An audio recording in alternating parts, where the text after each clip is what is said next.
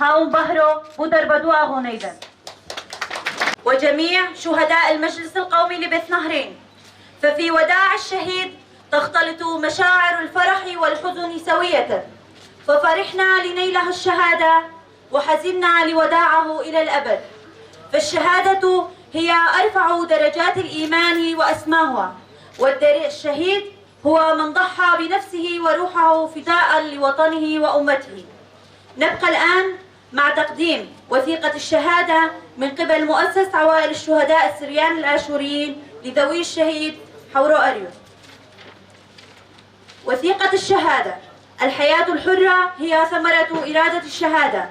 الاسم الحركي أريو، الاسم والكنية إبراهيم ميخائيل، اسم الأب بسام، اسم الأم راحيل شمعون، مكان وتاريخ الولادة الحسكة 30/7/1998، قوى الأمن الداخلي سوتورو، تاريخ الانتساب 14/8/2014، تاريخ الاستشهاد ديريك 12/10/2022.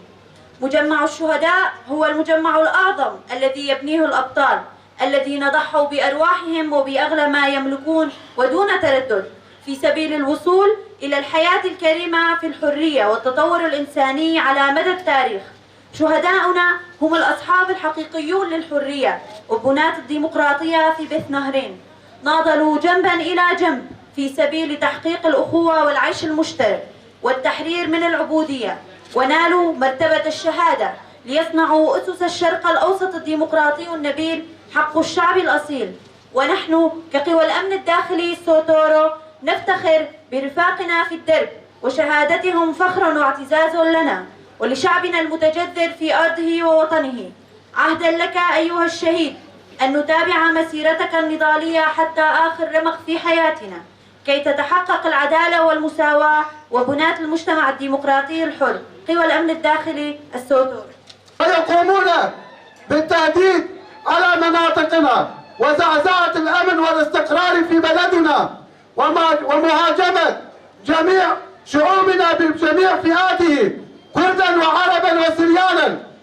ونحن كقوى الأمن الداخلي نعاهد جميع الشهداء الذين بذلوا بدمائهم بأننا سنسير على فكر القائد وعلى المبدأ والأخلاق والفكر الذي تعلمناه من قائدنا العظيم عبد الله أوجلان، وبأن بكل شهيد يستشهد على هذه الأرض تقوى عزيمتنا وإرادتنا.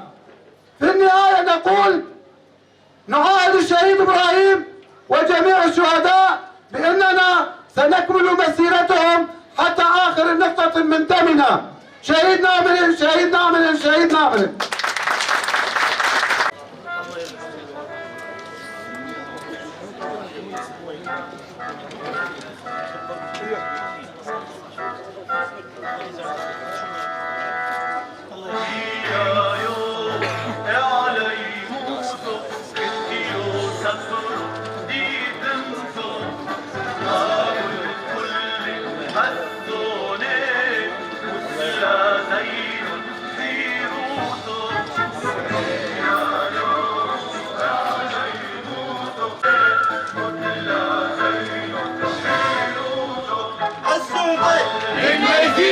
السعودي للميتين الشهداء للميتين الشهداء للميتين الشهداء للميتين الشهداء للميتين